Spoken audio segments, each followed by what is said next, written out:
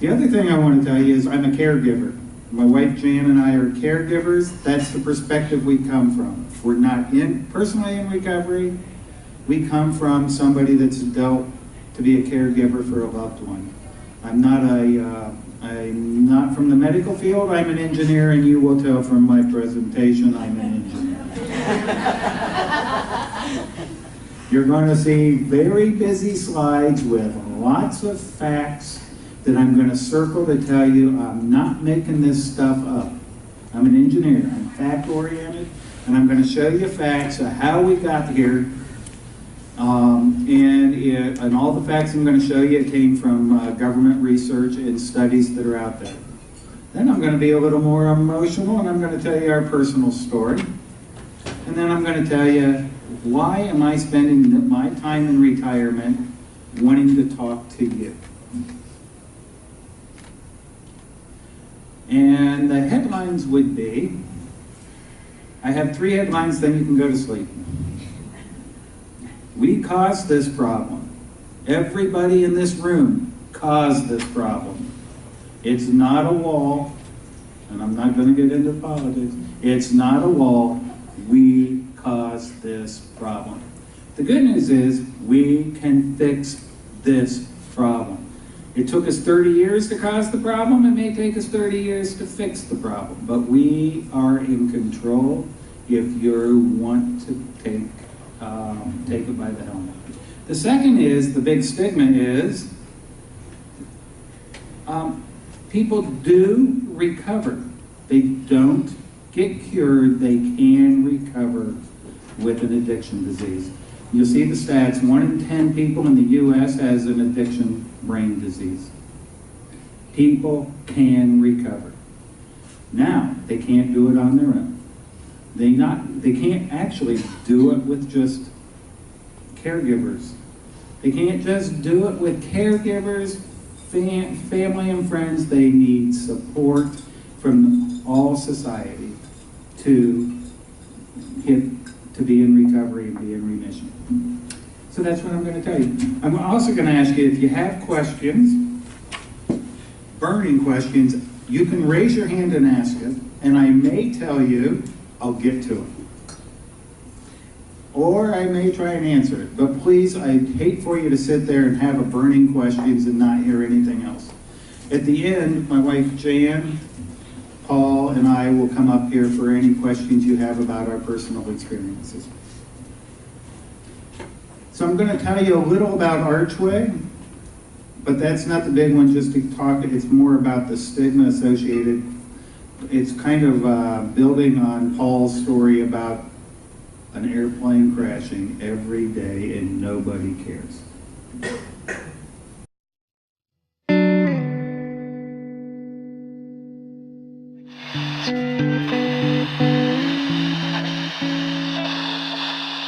According to government data, heroin deaths in America now outpace gun homicides. Think about that for a second. More people in this country die of a heroin overdose than die at the hands of guns.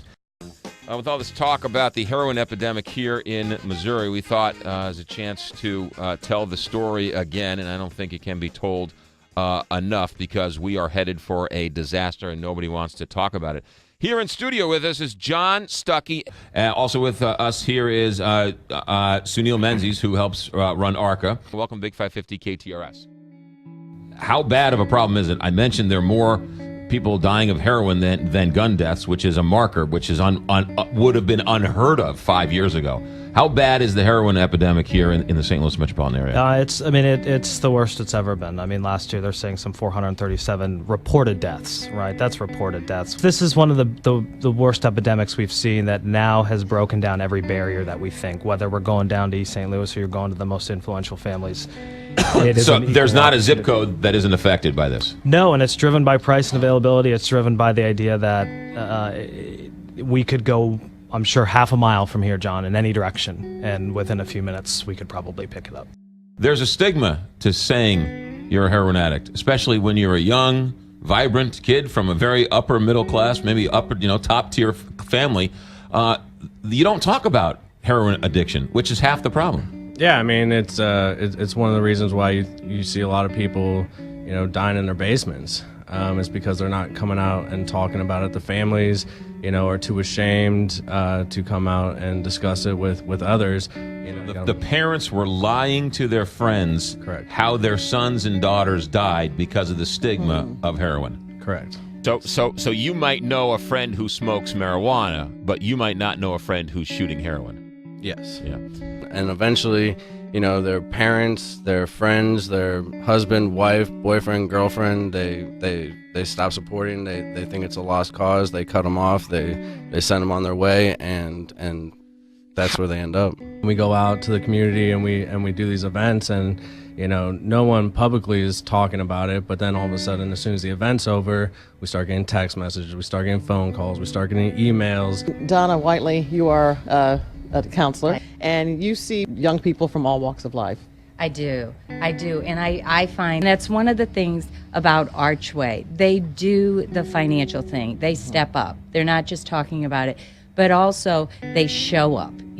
They show up in the emergency rooms. They show up in the ICU units when people are with their loved ones at the last minute.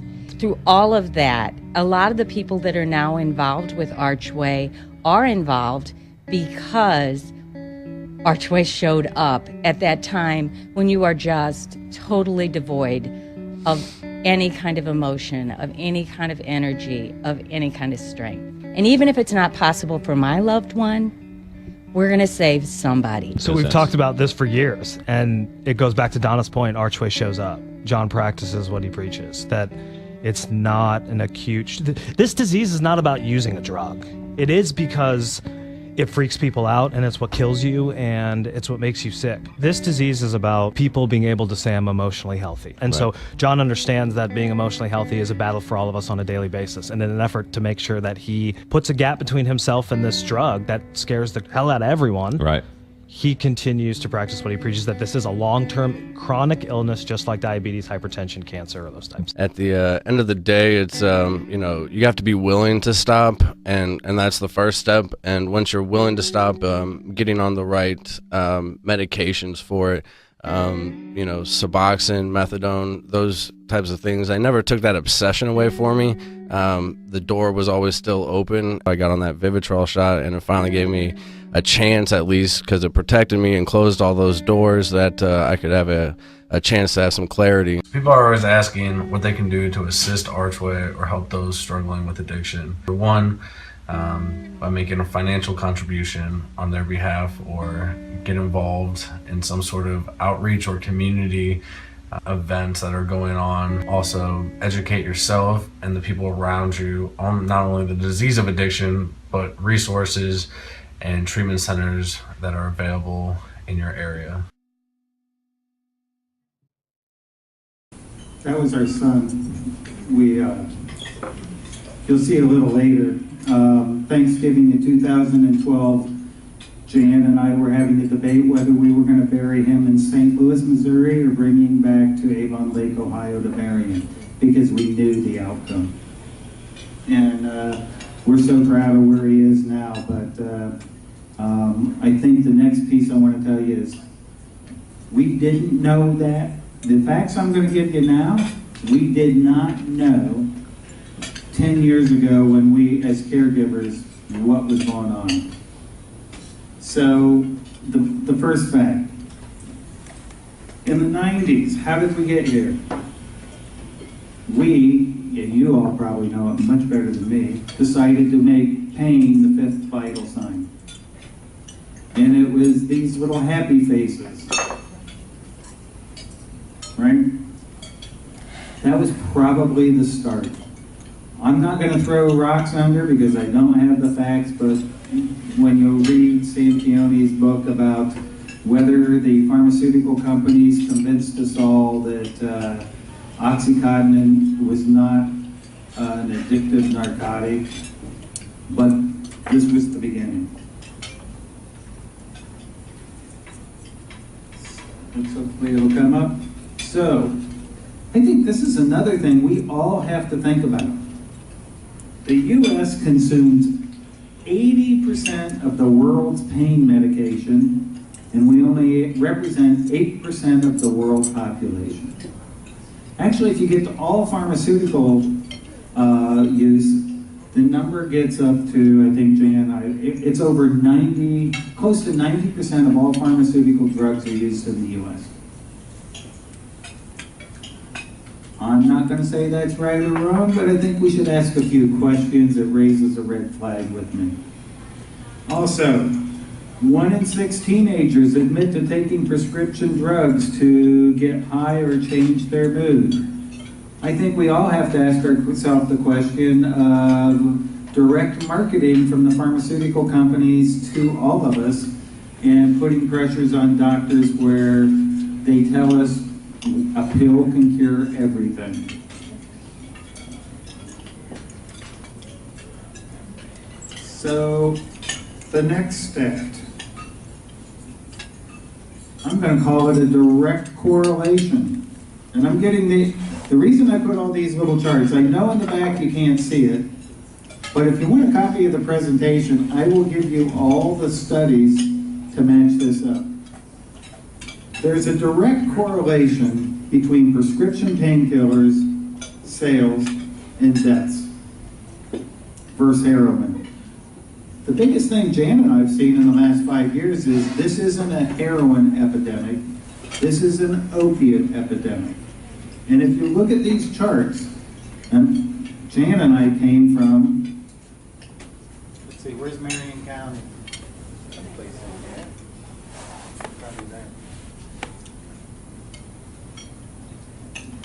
Jan and I were both born in Marion, Ohio. 33% of the people that live in Marion, Ohio, last year were prescribed by doctors and dentists a narcotic painkiller. This is not end-of-life cancer. 33% of the population were prescribed narcotics. That's, in my mind, an unacceptable number. What's also interesting is where the problem resides today.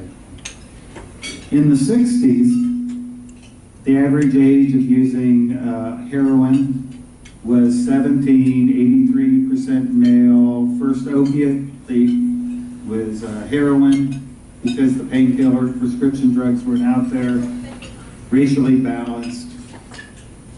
The average age is now 23. There's an equal, and in fact, the female population is rising past the male population in use of opiates in general. And I'm putting heroin, opiates, all in that group. 75% of the people start on prescribed drugs. It's the white population, upper middle class.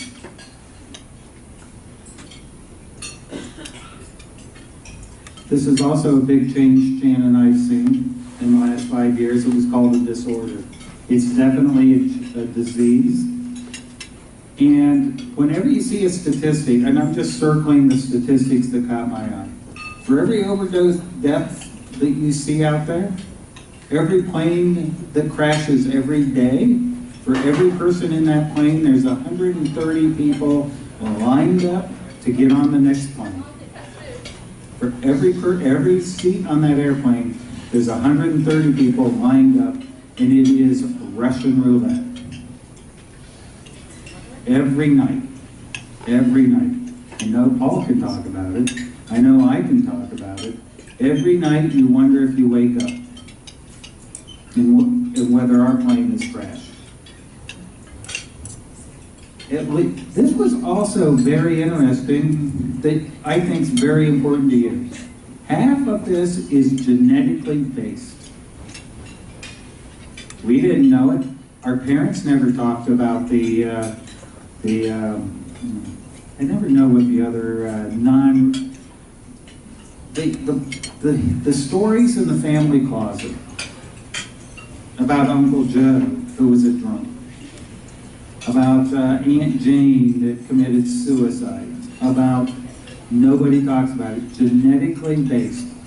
I'm telling you, I'm trying to convince my other 3 kids that just having a happy home isn't just the answer. They have to understand that the addictive disease is in our family gene, and they better be educating themselves more than just spending a weekend of camping together.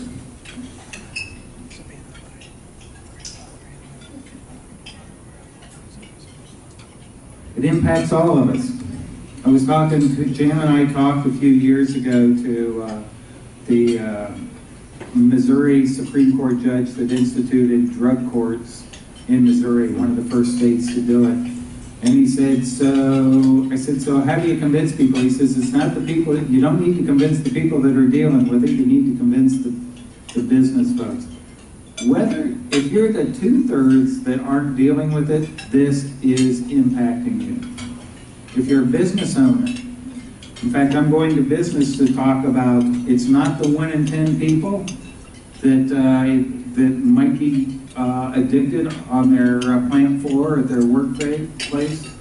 It's the 1 out of 3 of their employees are dealing with this, and the caregiver is at higher risk, as higher risk is the person with the disease. I'm only going to give you one story. I'm an executive at Energizer. This is my day when John was using. One of my days would be I go to work at 5 o'clock. I go to meetings all day. I'm making big decisions for Energizer at an executive level. And I'm texting John. If he answers, it's good. If he doesn't answer, it's bad. If he answers, it's bad. If he doesn't matter. I am in panic mode. Jan and I put a tracker on his phone. He didn't know it, so we're watching him. 11 o'clock at night, I'm watching the phone while he's driving around the streets of St. Louis. If the phone stops, I'm thinking he's dead in the car. I get in my car, I drive around all the streets of St. Louis till 4 o'clock in the morning. Can't find him. Then I have to go back to work. I go home and shower, get in my car, go to work, and act like I'm working again. If you don't think this is impacting more of your employees, if they're caregivers, I'm telling you what, they are stressed out. They need care as much, if not more, than the person with the disease. The other one is, if you look at that top chart, it basically says the U.S. incarcerated their problem. We have incarcerated our problem versus taking care of it.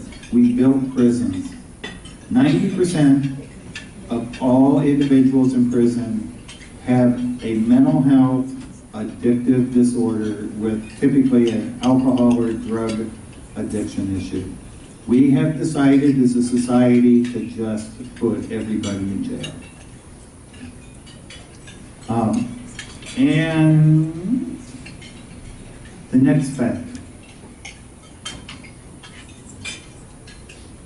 It's the most treatable, untreatable disease out there. Jan and I were listening to the most treatable, untreated disease in America.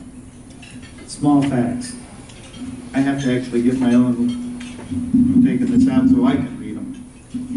So here's 3 that I wanted to show you. 40 million people in the U.S. have the disease of addiction. More than have heart conditions, which is 27 million. Diabetes, 25 million. And cancer, 19. 40 million people.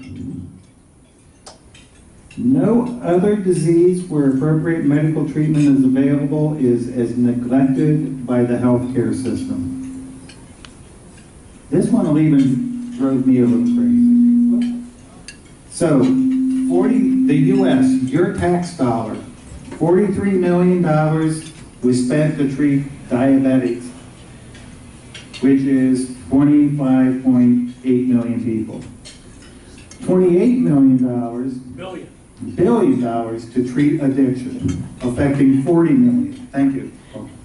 Out of that, 95.6 cents of every dollar you give to the federal government on addiction is spent on law enforcement and prisons.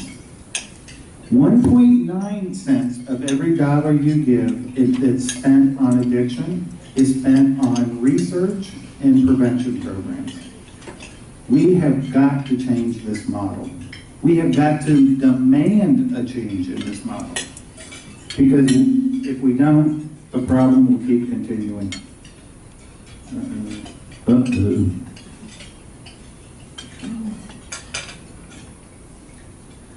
This is the other one that's been interesting, and you might know it better than me. Quietly as we go around and talk, we find out how little training there's been for the medical community about the disease of addiction. So the big one is, addiction is linked to more than 70 diseases or conditions and accounts for 1/3 of inpatient hospital costs. Of the 985,000 practicing physicians in the U.S., only 1,200 have been trained in addictive medicine. 1 in 10 people have the disease in the U.S., and we have 1,200 physicians trained on it. I'm only giving you these facts because none of our answers are going to be easy. How do you convert prisons to recovery centers? How do you train more people to deal with this disease? Bottom line, we can't arrest ourselves out of the problem of addiction.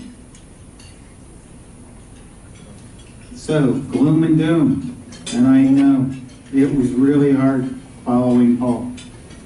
ARCHway is about hope. Recovery from the disease of addiction is possible. However, it's a long process and takes the dedication and support of individuals, families, friends, and communities to make it possible.